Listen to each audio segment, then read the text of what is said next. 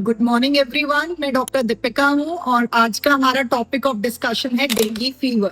तो dengue fever exactly क्या होता है? डेंगू वायरस से होने वाला एक इन्फेक्शन जो मस्कीटो बाइट से ट्रांसमिट होता है। डेंगू वायरस के मेनली 4 सीरोटाइप्स हैं।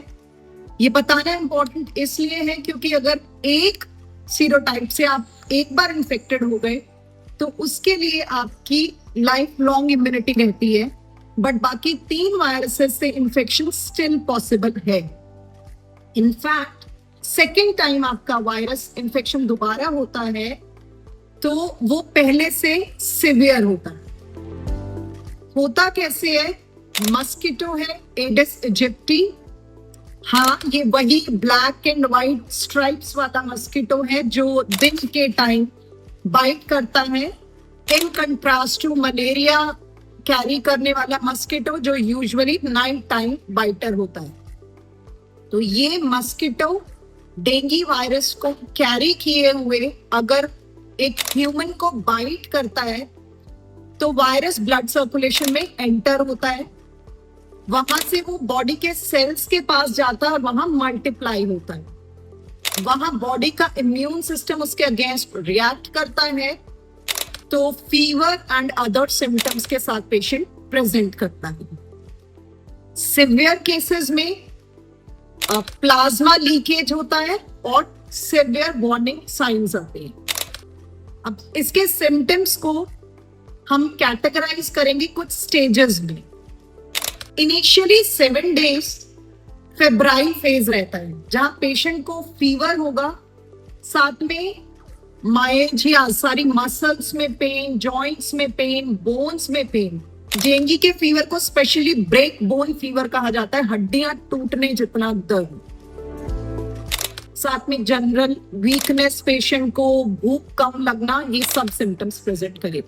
सेकेंड फेज होता है क्रिटिकल फेज जो नेक्स्ट 24 to 48 आवर्स रहता है, जहां पर ब्लड वेसल से फ्लूइड लीक होता है और थर्ड स्पेसेस में जाता है, प्लेटलेट्स काउंट लो हो जाता है, कुछ ब्लीडिंग मैनिफेस्टेशंस स्टार्ट हो जाते हैं। अगर लंग्स में लीकेज हो रही है तो उसे हम प्लूरल इफ्यूजन बोलते हैं और पेशेंट को ब्रीदिंग डिफिकल्टी होती है। खांसी होगी। अगर पेट में होगा तो पेशेंट को दर्द, पेट में लगातार उल्टियां होना। अगर प्लेटलेट लो हो रहा है तो ब्लीडिंग मैनिफेस्टेशंस जैसे कि पूरे स्किन पर रैशेस आना, पॉटी ब्लैक स्टूल्स, गम्स में ब्लीडिंग।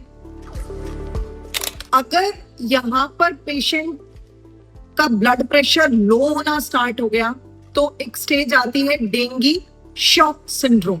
इससे नेक्स्ट फेज होगा रिकवरी फेज।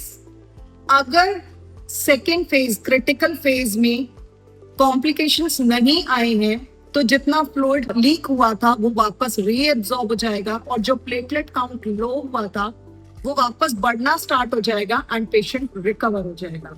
लेकिन अगर क्रिटिकल फेज में कॉम्प्लिकेशंस आ गए हैं, सिवियर हो गई हैं चीजें, वार्निंग साइंस आ गए हैं, तो पेशेंट शॉक में लैंड कर सकता है, जो कंडीशन आगे लाइफ थ्रेटनिंग हो सकती है।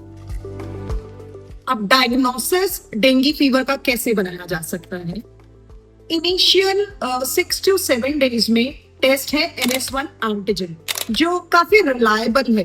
अगर पॉजिटिव नहीं आया है तो आप श्योर नहीं हो सकते हैं कि ये डेंगू नहीं है, बट अगर पॉजिटिव है तो यहाँ श्योरिटी है कि डेंगू वायरस से इंफेक्शन हुआ।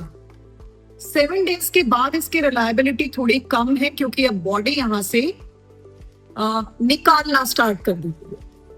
4 to 5 डेज के बाद एंटीबॉडीज, डेंगू वायरस के लिए IgM एंटीबॉडीज का टेस्ट कराना सही है। IgM पॉजिटिव स्टेटस बताता है कि डेंगू वायरस से इंफेक्शन हुआ है एंड बॉडी ने उसके अगेंस्ट फाइट करना स्टार्ट कर दिया, एंटीबॉडीज बननी स्टार्ट हो गई। अब है ट्रीटमेंट। अगर माइल्ड फीवर है, सबसे इंपॉर्टेंट है कि अपने आप से सेल्फ ट्रीटमेंट डेंगू का नहीं करिए, अपने डॉक्टर के पास जाइए। वो डिसाइड करेंगे आपके वाइटल्स से, आपकी ब्लड रिपोर्ट्स से, आपके हेमाटोक्रिट से कि आप किस फेज में हैं। अगर ये इन्फेक्शन माइल्ड है तो rest, adequate hydration and symptoms का ट्रीटमेंट, मतलब फीवर का ट्रीटमेंट, जो डेंगू में सिर्फ पैरासिटामोल रिकमेंडेड है, आइबुप्रोफेन एंड एस्पिरिन को प्लेटलेट काउंट फर्दर लो करने के लिए प्रूवन है, इसीलिए उन्हें अवॉइड किया जाता है। अगर आपके डॉक्टर को लग रहा है कि आपको कोई वार्निंग साइंस है तो एडमिशन रिक्वायर्ड हो सकता है। एडमिट करने के बाद आपके डॉक्टर असेस करेंगे आपका हाइड्रेशन स्टेटस। अगर आप डिहाइड्रेटेड स्टेट में हैं तो आईवी फ्लूइड्स का सप्लीमेंटेशन रिक्वायर्ड हो सकता है। अगर प्लाज्मा लीकेज और ब्लीडिंग वाले मैनिफेस्टेशंस हैं तो आपको एल्ब्यूमिन या होल ब्लड ट्रांसफ्यूजन की जरूरत पड़ सकती है। अगर प्लेटलेट काउंट 10,000 से कम है और ब्लीडिंग बहुत ज्यादा है तो पेशेंट को प्लेटलेट ट्रांसफ्यूजन की रिक्वायरमेंट हो सकती है, कीपिंग इन माइंड कि आपके डॉक्टर आपको फ्लूइड ओवरलोड ना करें। अब कुछ मिथ्स मैं यहाँ क्लियर करती चलूं।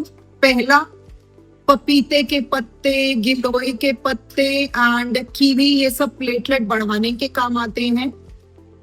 ये गलत धारणा है, इसको साइंटिफिकली प्रूव नहीं किया गया है। सेकेंडली, सिर्फ रेनी सीजन में ही डेंगू वायरस फैल सकता है, बिल्कुल नहीं।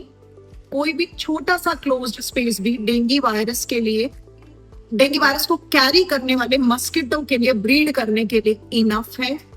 थर्ड, हर डेंगू फीवर को हॉस्पिटलाइजेशन की जरूरत है, बिल्कुल गलत। आपके डॉक्टर जज करेंगे। अगर माइल्ड केस है तो होम बेस्ड केयर से आप फुली रिकवर हो सकते हैं। हाँ, अगर उनको लगता है आपको हॉस्पिटलाइजेशन की जरूरत है तो हॉस्पिटलाइज हुई।